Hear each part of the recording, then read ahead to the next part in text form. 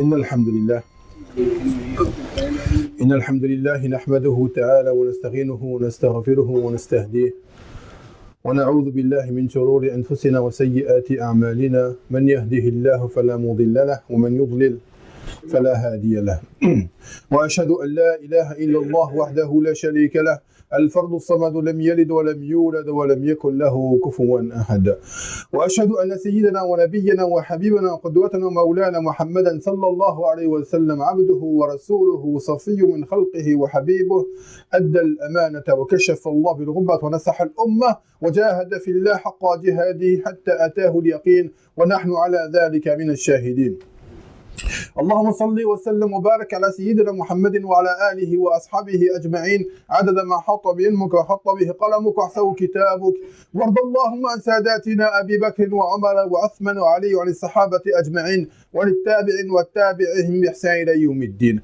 أما بعد فإن أصدق الحديث كتاب الله وخير الهدي هدي سيدنا محمد صلى الله عليه وسلم وشر الأمور محدثاتها وكل محدثة بدعة وكل بدعة ضلالة وكل ضلالة في النار أجرنا الله إياكم من عذاب اللهم آمين. أما بعد رب اشرح لي صدري ويسر لي أمري واحلل عقدة من لساني يفقه قولي. يا أيها الأخوة الأفاضل، بعد فرض الله سبحانه وتعالى في كتاب العزيز الصيام في قوله شهر رمضان الذي أنزل فيه القرآن هدى للناس بينات من الهدى والفرقان فمن شهد منكم الشهر فليصم ومن كان على سفر أو كان مريضا أو على سفر فعدة من أيام أخر يريد الله بكم اليسر ولا يريد بكم العسر وتكملوا العدة ولتكبروا الله على ما هداكم لعلكم تشكرون. ذكر الله سبحانه وتعالى يا الإخوة مباشرة بعد هذه الآية أو أمرنا بأمر عظيم له ارتباط مباشر بآية الصيام، وهو قوله تعالى وإذا سألك عبادي عني فإني قريب أجيب دعوة الداعي إذا دعان فليستجيبوا لي وليؤمنوا بي لعلهم يرشدون. من المعلوم يا الإخوة أن شهر رمضان هو شهر العبادة، شهر العبادة كما قلنا الأسبوع الماضي. الإنسان المسلم لم يصبح في رمضان فيصبح لله سبحانه وتعالى عابدا من طلوع الفجر إلى غروبها، نهار كامل يا الإخوة هو في عبادة. فشهر رمضان يا الإخوة من المعلوم هو شهر العبادة، وقد ثبت عن النبي صلى الله عليه وعلى آله وسلم أن الدعاء هو مخ العبادة، الدعاء مخ العبادة كما قال صلى الله عليه وسلم. وهذا يدل يا الإخوة يدل أن على الصائم أن يجتهد في الدعاء خلال هذا الشهر العظيم، لأن العبادة يا الإخوة مخها الدعاء، فإذا بالتالي فيجب على المسلم أن يجتهد في هذا الشهر في الدعاء. قال الله سبحانه وتعالى في آية أخرى وقال ربكم ادعوني أستجيب لكم إن الذين يستكبرون عبادتي سيدخلون جهنم داخرين. يتوضح يا الإخوة لنا خلال هذه الآيات أن الله سبحانه وتعالى ندب إلينا الدعاء وأنه سميع مجيب الدعوات، إن الله سبحانه وتعالى يسمع ويستجب.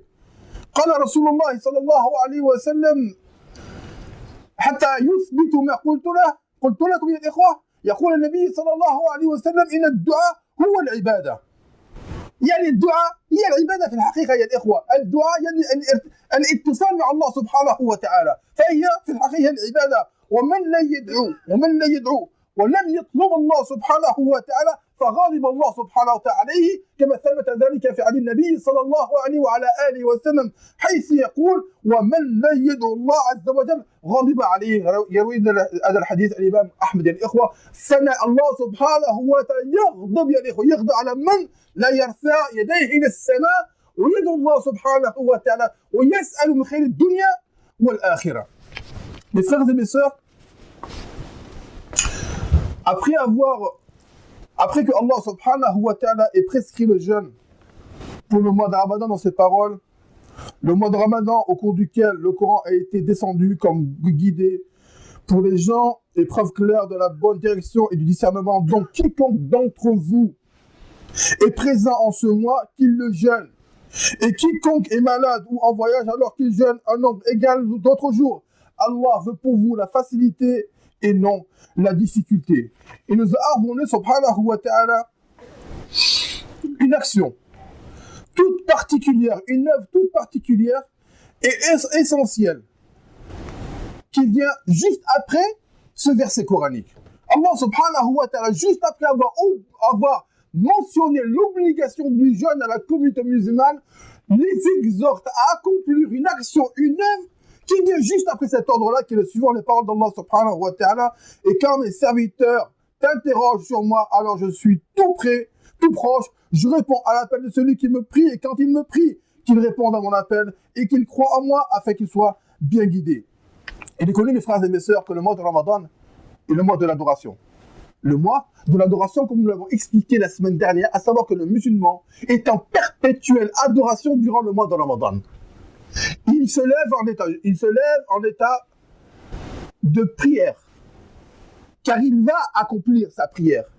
Et avant cela, il va prendre ce qu'on appelle son suhour, le repas avant le début du jeûne du mois de Ramadan, puis accomplir sa prière, puis il va jeûner toute la journée, puis il va rompre son jeûne, puis il va continuer à accomplir ses prières à la mosquée. Donc on voit, mes frères et mes sœurs, que nous sommes durant ce mois-là, pendant 30 jours, en perpétuelle adoration. C'est le mois de l'adoration. Et le prophète sallallahu alayhi wa sallam nous dit dans un hadith que la moelle épinière de l'adoration est l'invocation, ad-du'a.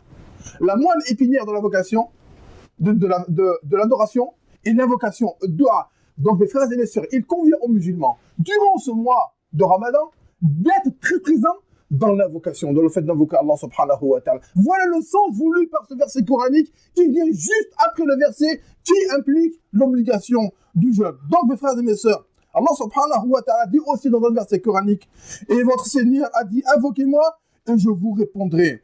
Invoquez-moi et je vous répondrai. Il nous apparaît suite à ces versets, mes frères et mes sœurs, que Allah subhanahu wa ta'ala nous demande de l'invoquer et nous exhorte à l'invoquer subhanahu wa ta'ala avec insistance, Allah nous demande de l'invoquer avec insistance. Il est, subhanahu wa ta'ala, celui qui répond aux invocations sans aucun doute.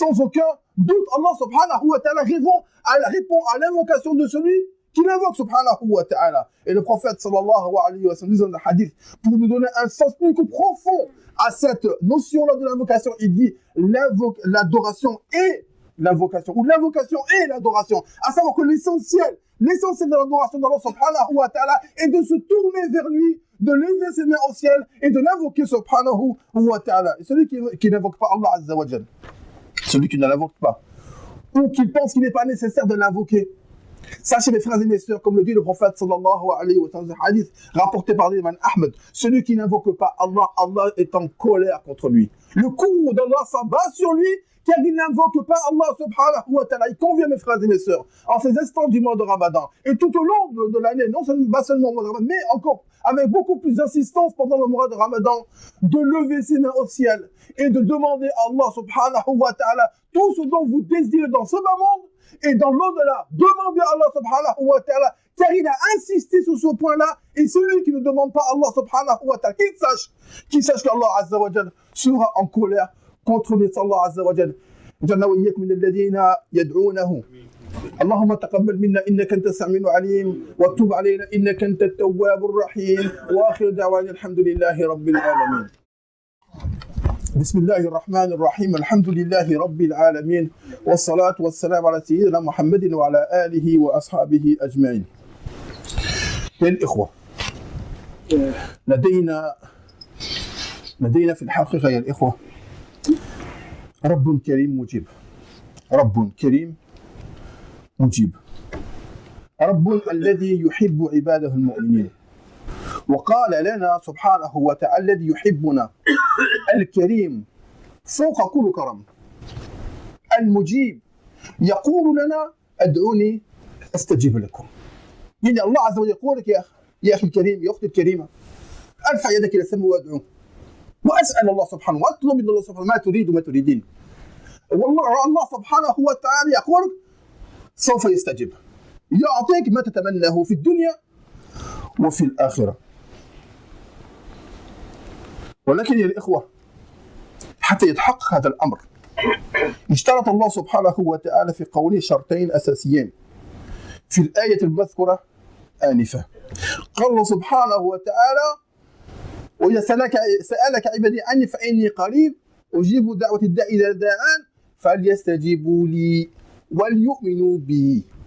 شرطين الإخوة، فليستجيبوا لي أولا، فليستجيبوا لله سبحانه وتعالى أن يؤمنوا به وأن يطيعوا سبحانه وتعالى ويجتنبوا عن المعاصي وكل ما نهى عنه الله عز وجل. فليستجيبوا لي وليؤمنوا بي، والاستجابة يقتضي ماذا؟ الإيمان بالله سبحانه وتعالى. شرطين الإخوة أساسيين حتى الله سبحانه وتعالى يستجيب الدعاء. مش إنسان يعصي الله عز وجل ليلا والنهار ثم يرفع يديه إلى السماء ويسأل الله عز وجل أن يعطيه. كيف يعطي الله عز وجل لمن يعصيه؟ فمن المفروض يا الإخوة أن المؤمن المسلم الصادق الصالح الفطن يعرف أن الله سبحانه وتعالى يستجيب له إذا استجاب لله سبحانه وتعالى ورسوله صلى الله عليه وسلم، وإذا آمن بالله حق إيمانه سبحانه وتعالى. ثم يا الإخوة يسأل سؤال، ولكن ندعو ليلا ونهارا، صح ولا لا؟ ليلا ونهارا ندعو. يعني كيف من الناس يدعون في عرفات وفي الحرم المكي حاليا وفي حرم المدني حاليا وفي العالم أكمله يا الإخوة، كم من الناس يرفعون أيديهم حتى في الدول التي فيها الحروب مثل سوريا والعراق والى اخره، فلسطين وافغانستان واخره، والله سبحانه وتعالى يستجيب. والله عز وجل لا يستجيب. لا اله الا الله. الله يقول فادعوني استجيب لكم. ناس يدعون وندعو نرفع ايدينا للسماء ولكن الله عز وجل يستجيب. اين الخلل؟ اين المشكله يا الاخوه؟ المشكله ليست عند الله سبحانه وتعالى ابدا ابدا الابد. المشكله يا اخوه عندنا في انفسنا. نحن خلنا الأمانة يا الإخوة، لم نصدق مع الله سبحانه وتعالى. فليستجيبوا لي يقول الله سبحانه وتعالى وليؤمنوا بي. فلما نرى هذه الأمة يا الإخوة نرى ما لا يرضينا، ولكي نرد ونأتي بجواب على السؤال لماذا الله سبحانه لا يستجيبنا يا الإخوة، نذكر حديث رسول الله صلى الله عليه وسلم يرخصنا هذه القضية تفصيلا يا الإخوة، تفصيليا. يقول النبي صلى الله عليه وسلم في حديث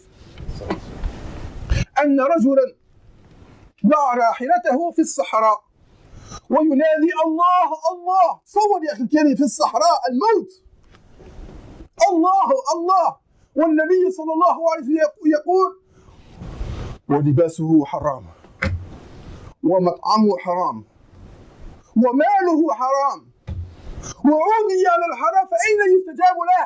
أين يستجاب له؟ فهذه الأمة يا الإخوة في حال هذا الرجل، هذه الأمة في حال هذا الرجل الذي ضاع رحلته في الصحراء فلا يستجيب الله سبحانه وتعالى. لماذا؟ غلق يعني غلق تحت الحرام. الآن يا الإخوة نرى في الأمة الغيبة قد انتشرت، النميمة قد انتشرت، السراقة قد انتشرت، الرشوة قد انتشرت، ما في جلس في الدنيا يعني الرشوة أكثر من الدول الإسلامية يا إخواني. كلنا نعرف هذا، كلنا نعرفه. لما ندخل إلى البلاد سواء إلى المغرب والجزائر ولا تونس ولا ليبيا ولا أي بلد كان فلا بد هناك من الرشاوي حتى تأخذ حقك الشرعي. الرشوة قد انتشرت في الدول الإسلامية، الكذب والبغض والى اخره، كل ما يبغضه الله سبحانه وتعالى، الزنا والتبرج والى اخره، كل المصائب الدنيا قد اجتمعت في هذه الامه. ان يستجيب الله سبحانه وتعالى هذه الامه يا الاخوه؟ ان يستجيب الله عز وجل الذي يعصي الله سبحانه وتعالى ليلا ونهارا ثم يرفع يديه الى السماء ويسال الله سبحانه وتعالى يستجيبه؟ اين يستجيبه الله عز وجل يا الاخوه؟ مستحيل. فلابد من الرجوع الى الله سبحانه وتعالى. جاء اعرابي الى النبي صلى الله عليه وعلى اله وسلم قال يا رسول الله اريد ان اكون مستجاب الدعوه، اما اسال الله عز وجل يستجيب. وهكذا كان حال الصحابه يا الاخوه، اذا كان صحابيا يرفع يده الى السماء اعرف علم اليقين يستجيب الله سبحانه وتعالى فورا فورا فورا. تربوا في بيتي في حجة رسول الله صلى الله عليه وعلى اله وسلم. جاء الأعرابي قال النبي صلى الله عليه وعلى وسلم يا رسول الله أريد أن أكون مستجاب الدعاء. فقال له رسول الله صلى الله عليه وسلم أطيب مطعمك تكون مستجاب الدعاء. والآن الإنسان لا يعرف ماذا يأكل في هذا البلد يا إخواني، لا ندري، نشتري اللحم الجزار لا نعرف لك حلالا أو حراما. مخلط كل شيء. إن يستجيب الله سبحانه وتعالى يا الإخوة هذه الأمة ونحن في هذا الحال. يجب يا الإخوة، يجب علينا في هذا الشهر الكريم إن يكون لنا انطلاق جديد مع الله سبحانه إلى الله سبحانه وتعالى. علينا أن نعاهد الله عز وجل في هذا الشهر الكريم يا الإخوة بالطاعة بالإيمان، أن نستجيب لله سبحانه وتعالى كما أمرنا، أن نكون مؤمنا مثل الحق يا الإخوة. هكذا يستجيب الله سبحانه وتعالى. فالإنسان يقول يا الله عز وجل استجيب يا أخي، وعد لك الاستجابة، نعم، ولكن بشرطين الاستجابة أن تستجيب لله عز وجل وأن تؤمن به، وإلا ما فيش استجابة يا الإخوة. فنحن يا الإخوة بحاجة إلى الرجوع إلى الله سبحانه وتعالى. هذه الأمة تحتاج إلى صلح مع الله عز وجل. فنحن نأخذ الشهر الكريم يا الإخوة كالعادة نكرر هذا الكلام سنة بعد سنة، ولكن نذكر إن الذكر ينفع المؤمنين. نذكر إخواننا بأن ونذكر نفسي أول وقبل كل شيء يا الإخوة نرجع إلى الله سبحانه وتعالى. علينا يا الإخوة أن نعود إلى الله عز وجل بإيمان والصدق في كل ما نقوله ونفعله. لا نكذب، لا نغش، لا نفعل أي شيء يبغضه الله سبحانه وتعالى. وهكذا يستجيب الله عز وجل. كان الصحابة رضوان الله تعالى عليهم وصلوا إلى هذا الحال يا الإخوة، فتح الله لهم الدنيا وما فيها. لماذا يا إخوان؟ يا الإخوة لأنهم كانوا مع الله، كانوا معه المعية الإلهية يا الإخوة. نحن لن ندركها أبدا يا الإخوة، لأن هذه الأمة قد ضاعت. نسأل الله سبحانه والعافية في دين الدنيا والآخرة. Mes frères et mes sœurs, nous avons, comme vous le savez tous, mes frères et mes sœurs, un Dieu bon, compatissant, d'une générosité inqualifiable, qu'on ne peut pas mesurer. C'est un Dieu, un créateur qui nous aime et qui aime ses créatures et qui veut le bien pour ses créatures. Et Allah subhanahu wa ta'ala nous dit, pour nous prouver, pour nous montrer, nous démontrer cela, il nous dit invoquez-moi et je vous répondrai. Invoquez-moi, demandez-moi. Allah subhanahu wa ta'ala te dit demande-moi, invoque-moi et je t'accorderai ce que tu me demandes. Ya Allah, que voulez-vous plus que ça, mes frères et mes sœurs? Imaginez une personne vous dit demande-moi, je te donne. Demandez à Allah subhanahu wa ta'ala et il vous donnera. Et mes frères et mes sœurs, ceci est soumis à deux conditions essentielles. Dans ce que nous avons vu dans le verset précédemment cité dans la première khutbah, quand Allah subhanahu wa ta'ala dit et mes serviteurs questionnent à mon sujet, je suis proche de celui qui m'invoque. Mais Allah subhanahu wa ta'ala, mes frères et mes sœurs, a soumis nos invocations à deux conditions pour qu'elles soient acceptées. La première, c'est qu'ils répondent à mon appel. Et la seconde, c'est qu'ils croient à moi. Qu'ils répondent à mon appel. C'est-à-dire quand tu t'éloignes de tout ce qu'Allah subhanahu wa ta'ala a interdit. Que tu sois obéissant aux ordres d'Allah subhanahu wa ta'ala et tu te gardes de ses interdits. La seconde condition, qui est soumise à la première, c'est la foi en Allah subhanahu wa ta'ala. Le fait d'avoir répondu favorablement à Allah et à son messager implique que tu as foi en Allah azza wa jal et en ses messagers. Ces deux conditions sont essentielles pour qu'Allah azza wa jal réponde à nos invocations, mes frères et mes sœurs. La question qui se pose maintenant aujourd'hui, mes frères et mes sœurs, c'est que nous savons que les musulmans dans le monde, et principalement ceux qui sont dans un état lamentable, comme en Syrie, en Irak, ou ailleurs dans le monde musulman, Allah subhanahu wa ta'ala, nous l'invoquons, mais il ne répond pas à nos invocations. Allah azza wa jal ne répond pas à nos invocations. La question qui se pose est, pourquoi celui qui me dit invoquez-moi, je vous répondrai, ne répond pas à mon invocation? Il y a un problème, mes frères et mes sœurs. Mais où est donc le problème? Le problème n'est pas chez Allah. Hasha. Le problème n'est pas chez Dieu, car Dieu répond à nos invocations. Et Allah subhanahu wa ta'ala, quand il parle, il dit vrai. Le problème est chez nous, mes frères et mes sœurs. Et afin de répondre à cette question-là, je vais vous citer un hadith du prophète sallallahu alayhi wa sallam qui va vous illustrer la situation de cette ummah. Un homme était dans le désert et a perdu sa monture. Imaginez-vous dans le désert, le soleil, le sable, pas d'eau, rien, tout a disparu. Il ne reste que lui et l'immensité de ce désert-là sous un soleil de plomb. Il lève ses mains, il dit oh Allah, il se retourne vers Dieu à ce moment-là et lui demande de lui venir en secours. Et le prophète sallallahu alayhi wa sallam de continuer de nous dire. Et comment Allah lui répondra-t-il? Alors que ses habits sont haram, sont illicites. Alors que son argent, ses biens sont illicites. Alors qu'il mange d'illicite. alors qu'il a été nourri d'illicite. Comment Allah subhanahu wa ta'ala va-t-il lui répondre? Voilà mes frères et mes sœurs, la situation de cette umma aujourd'hui. Nous sommes à l'image de cet homme. De cet homme-là qui a perdu sa monture dans le désert et qui demande à Allah de lui rendre sa monture et Allah ne lui répondra pas car il a été, tout ce qui est en lui, toute sa personne, toute son éducation est basée sur l'illicite, ce que déteste Allah subhanahu wa ta'ala. Comment Allah va-t-il lui répondre? Comment Allah va-t-il lui répondre favorablement? Falyastajibouli, qu'il me réponde. Dans notre communauté, mes frères et mes sœurs, la médisance s'est répandue, la calomnie s'est répandue, la fornication s'est répandue, l'orgueil s'est répandu, la méchanceté s'est répandue, la haine s'est répandue. Nous avons ces valeurs détestées d'Allah subhanahu wa ta'ala auxquelles nous sommes confrontés quotidiennement, mes frères et mes sœurs. Comment Allah subhanahu wa ta'ala va-t-il répondre favorablement à une communauté qui a vraiment marché sur tout ce qu'il a ordonné d'exécuter et qui a fait tout ce que Allah subhanahu wa ta'ala a interdit de faire? Nous sommes à l'image, mes frères et mes sœurs, de cet homme-là. Comment Allah subhanahu wa ta'ala va-t-il, mes frères et mes sœurs, répondre à une communauté qui a tout oublié de Dieu, qui a tout oublié de son prophète? Telle est notre situation aujourd'hui, mes frères et mes sœurs. Donc en ce moment de Ramadan béni, mes frères et mes sœurs, il convient à chacun d'entre nous de se remettre en cause et de renouveler son pacte avec Allah subhanahu wa ta'ala, de renouveler notre pacte avec Allah azza wa jalla, de lui dire: Ya Allah, à partir de ce mois-ci et d'aujourd'hui, je ferai tout ce qui est à mon possible en pouvoir de rester dans ton obéissance et de chasser de moi tout ce que tu détestes et de mettre à mon corps tout ce que tu aimes. Nous devons, mes frères et mes sœurs, faire le nécessaire aujourd'hui, dans ce mois béni, à cette occasion où les démons sont enchaînés, où nous sommes nous voués à notre propre personne. Nous sommes face à nous-mêmes. Nous sommes face à nous-mêmes. Il n'y a pas de démon qui est en train de te parler, d'essayer de t'égarer. Non, tu es face à toi-même. Tu te regardes dans un miroir et dis-toi, mon frère, ma sœur, qu'il est nécessaire aujourd'hui que tu dois faire beaucoup d'efforts. Où nous devons faire ensemble, et moi le premier, mes frères et mes sœurs, beaucoup d'efforts pour revenir à Allah subhanahu wa ta'ala. De revenir pendant ce mois béni, pendant un mois dans lequel tu es en totale adoration du matin jusqu'au soir. Voilà notre situation, mes frères et mes sœurs. Pourquoi Allah subhanahu wa ta'ala ne nous répond pas? Pourquoi il n'exauce pas nos invocations? Car nous avons oublié l'essentiel. Nous avons oublié ce qu'Allah subhanahu wa ta'ala nous a ordonné de faire. Allah subhanahu wa ta'ala dit: tout malheur qui vous a atteint est dû à ce que vos mains ont acquis.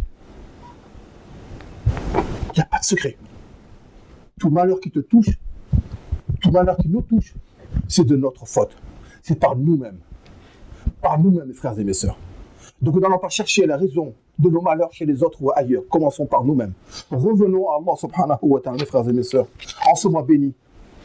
Un bédouin va voir le prophète sallallahu alayhi wa sallam, il lui dit: ô envoyé d'Allah, je veux que Allah réponde à toutes mes invocations. La ilaha illallah. Vous vous rendez compte? Regardez l'email, la foi qu'ils avaient, ces gens-là. Un bédouin vient voir le prophète sallallahu alayhi wa sallam, il dit: je veux que Allah réponde à toutes mes invocations. Les compagnons étaient ainsi, mes frères et mes sœurs. Il suffit qu'ils levaient les mains au ciel et Allah subhanahu wa ta'ala les exauçait immédiatement. Pourquoi? Parce qu'ils étaient avec lui. Ils étaient avec lui, du matin jusqu'au soir. Et ils demandaient, Allah répondait immédiatement. Ce bédouin vient voir le prophète sallallahu alayhi wa sallam, dit: ya Rasulullah, je veux que Allah réponde à toutes mes invocations. Et le prophète sallallahu alayhi wa sallam de lui répondre: purifie ta nourriture et Allah exaucera tes invocations. Purifie ta nourriture. Et nous aujourd'hui, mes frères et mes sœurs, on ne sait même pas ce qu'on mange. Ça veut dire qu'on y est, quoi. On ne sait même pas ce qu'on mange. On ne regarde pas la qualité, on regarde le prix. Il suffit qu'on écrit halal sur une barquette de viande, on l'achète, on va faire qu'on la mange, nous et nos enfants. Voilà aujourd'hui comment ça se passe, mes frères et mes sœurs. Vous avez des brillants, des bandits, on le voit aujourd'hui dans les grandes surfaces qui sont en train de vendre du faux halal, mais ça se vend parce que les musulmans achètent. On ne s'occupe pas de savoir ce qu'on mange. Comment est-ce que vous voulez qu'Allah subhanahu wa ta'ala exauce nos invocations?